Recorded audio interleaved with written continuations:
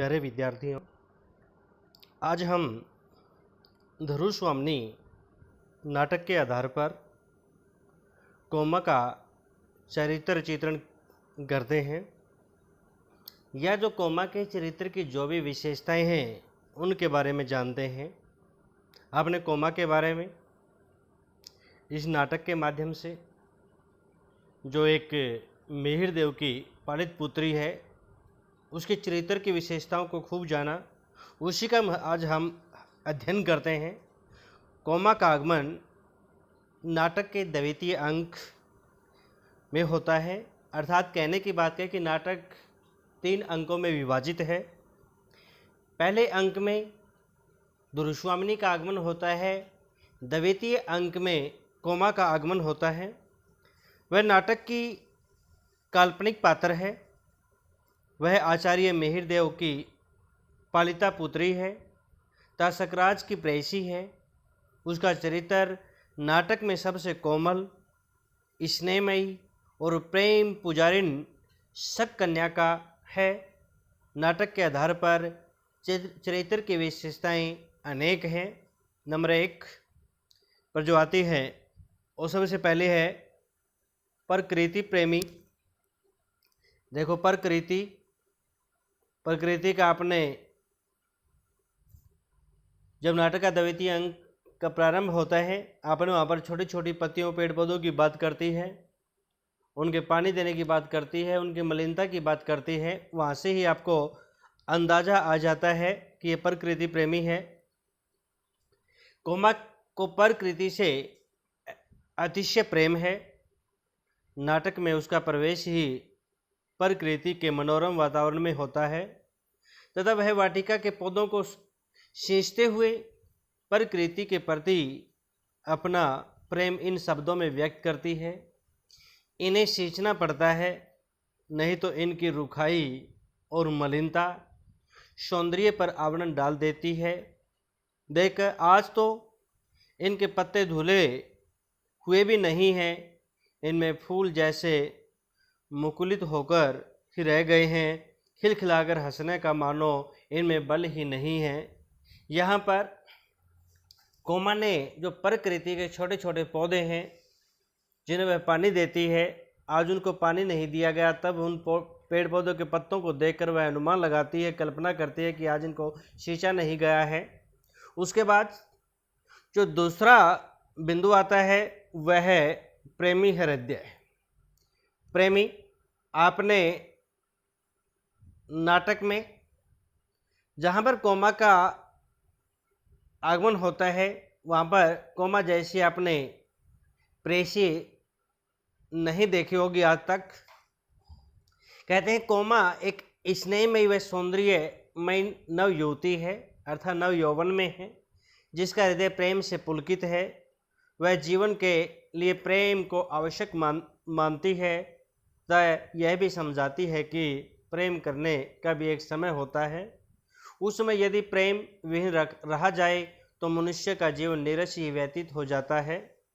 वह कहती है प्रेम करने की एक ऋतु होती है, उसमें चूकना, उसमें सोच समझकर चलना दोनों बराबर है। सुना है दोनों ही संसार के जो चतुर लोग हैं, जो सज्जन लोग हैं, उनकी दृष्टि में मूर्ख बनते हैं, अर्थात उस ऋतु में प्रेम करने से चूक जाता है या किसी लाभ हानि या शक या किसी की दृष्टि के कारण वह प्रेम नहीं करता, उस रास्ते पर नहीं चलता, तो कहते हैं जो चतुर मनुष्य है, चतुर आदमी है, सज्जन लोग हैं, उनकी दृष्टि में, उनके नजरिए में दोनों ही मूर्ख लोग हैं। यहाँ पर वह गीत भी गाती है, यौवन तेरी चंचल छाया, इसमें बैठ घूंट भर पी लूँ, जो रस तू है लाया, मेरे प्यालों में मद बनकर कब तू छली समाया, जीवन वंशी के छिद्रों में सवर बनकर लहराया। ये पंक्तियाँ जो गीत है बड़ा सुंदर है, इसमें प्रेम की बातें ही छिपी हुई है। उसके बाद है सच्ची प्रेमिका। सच्ची प्रेमिका, देखो सच्ची प्रेमिका कहते कोमा सकराज से प्रेम करती है, उसका प्रेम सच्चा था, निस्वार्थ है। जब सकराज उससे उसके अनुभूतिमय होने का कारण पूछता है तो वह कहती है, राजा तुम्हारी स्नेह सूचनाओं की सहज प्रसन्नता और मधुर आलापों ने जिस दिन जीवन के नीरस और नीरव सुनने में संगीत की, वसंत की और मकरंद की सृष्टि की थी, उसी दिन से मैं अनुभूति बन गई हूँ। हालांकि सकरात से प्रेम में धोखा खाने पर वह उसे कहती है कि वह उससे प्रेम नहीं करती, परंतु जब चंद्रगुप्त के हाथों सकरात मारा जाता है तो वह अपने सच्चे प्रेम के कारण शत्रु दुर्गति से उसके शव को बचाने के लिए दुरुश्वामिनी के पास उसका शव मांगने आती है। दुरुश्वामिनी के मना करने पर वह कहती है, सबके जीवन में एक बार प्रेम की दीपावली जलती है, जली होगी अवश्य। तुम्हारे भी जीवन में यह आलोक महोत्सव आया होगा जिसमें हृदय हृदय को पहचानने का प्रयत्न करता है, उदार बनता है, सर्व सावधान करने का उत्साह रखता है। मुझे सकराज का शव चाहिए। यहाँ पर यह सकराज का शव चाहती है, क्यों कहती है, अगर जो प्रतिपक्ष है वह कहीं शव की दुर्गति न कर दे, इसलिए वह दुर्श्वामिनी से मिहिरदेव के साथ अपने भावी पति का शव मांगने के लिए आ जाती है। उसके बाद जो नंबर 4 पे है, बड़ा अच्छा है, दार्शनिक। क्या है? दार्शनिक एवं तार्किक, तर्क देने की शक्ति। क्या है? दार्शनिक भी है एवं तार्किक भी है। कोमा एक चतुर, दार्शनिक तथा तर्कशील युवती है। वह अपने इन्हीं गुणों के कारण न केवल नपे तुले शब्दों में उत्तर देती है, अपितु सुनने वाले को लाजवाब भी कर देती है। संधि प्रस्ताव के उत्तर की प्रतीक्षा में जब सकरात उससे कहता है कि उसके सामने जीवन मरण का प्रश्न है, तो वह बड़े दार्शनिक अंदाज में उससे कहती है, प्रश्न स्वयं किसी के सामने नहीं आते। मैं तो समझती हूँ कि मनुष्य इन्हें जीवन के लिए उपयोगी समझता है। मकड़ी की तरह लटकने के लिए अपने आप ही वह जाल बुनता है। जीवन का प्राथमिक प्रश्न उल्लास मनुष्य के भविष्य की भविष्य में मंगल और सौभाग्यों को आमंत्रित करता है। उसमें उदासीन न होना चाहिए महाराज। इसी प्रकार वह सकराज के अन्य बातों का उत्तर बड़ी चतुरता और तर्क के साथ देती है। जब सकराज उससे पूछता है कि क्या नई रानी का आना उसे अच्छा नहीं लगा, तो वह निर्विकार भाव से कहती है, संसार में बहुत सी बातें बिना अच्छी हुए भी अच्छी लगती है और बहुत सी बातें अच्छी होते हुए भी बुरी मालूम पड़ती है। उसके बाद जो 5वां बिंदु है वह है युद्ध विरोधी। वह युद्ध नहीं करना चाहती, युद्ध का से उसमें कोई मन नहीं होता। जब सकराज युद्ध की बात करता है तब भी वह सकराज से कहती है, अगर कोई व्यक्ति साधनों के अभाव में अपने आप को बड़ा दिखाने की कोशिश करता है तो ऐसी तर्क दे करके वह युद्ध टालने की कोशिश करती है, युद्ध तथा उपद्रवों के पक्ष में नहीं। वह जानती है कि युद्ध में हमेशा मानवता की हार होती है। यही कारण है कि जब सकराज कहता है कि वह युद्ध के पक्ष में नहीं परंतु प्रतिशोध के कारण गुप्त वंशियों से युद्ध करना चाहता है, तो वह अपनी युद्ध विरोधी विचारधारा के कारण वह कहती है, क्या कहती है, देखो कितनी सुंदर पंक्तियों में जवाब दिया। संसार के नियम के अनुसार अपने आप से महान के सम्मुख थोड़ा सा विनीत बनकर इस उपद्रव से अलग रह सकते थे। कहने की बात क्या है, अगर कोई बड़ा मानव होता है, जो ताकतवर मनुष्य होता है, उसके सामने नम्र बन करके उस उपद्रव को या उस युद्ध को टाला जा सकता है। उसके बाद जो उसका 6वां बिंदु है उसके चरित्र का, तो वो है वीरता व दृढ़ता की पुजारी। क्या कहा, कोमा युद्ध विरोधी होते हुए भी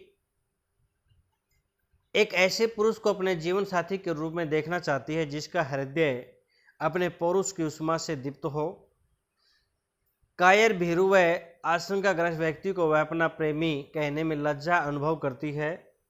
यही कारण है कि जब सकराज अमंगल की आशंका से उसके सामने अपना भय प्रदर्शित करता है तो वह कहती है, मैं तो द्रव से दीप तुम्हारी महत्वमयी पुरुष मूर्ति की पुजारिन थी, जिसमें पृथ्वी पर अपने पैरों से खड़ा रहने की दृढ़ता थी। वह स्वार्थ कलुष से भरी मलिन मूर्ति से मेरा परिचय नहीं।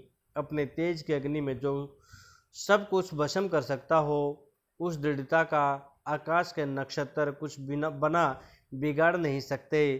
तुम आशंका मात्र से दुर्बल, कमजोर, कंपित, कांप रहे हो और भयभीत और डर रहे हो।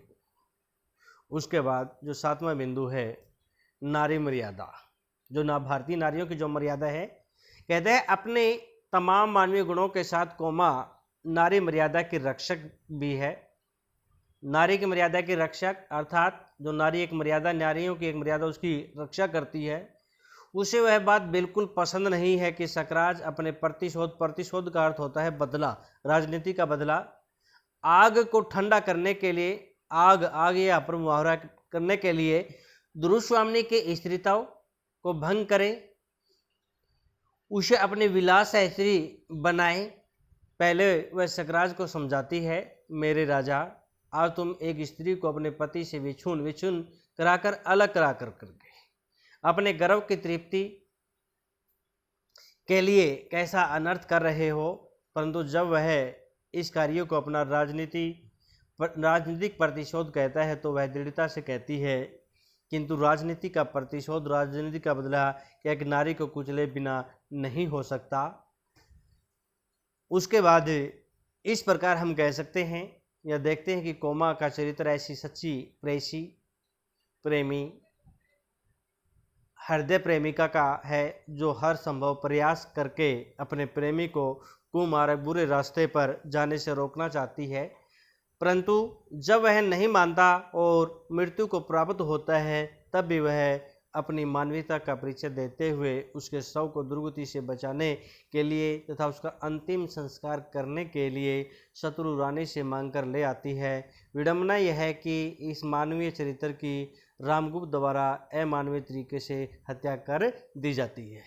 राज यह प्रश्न इतना ही है। उसके बाद अगला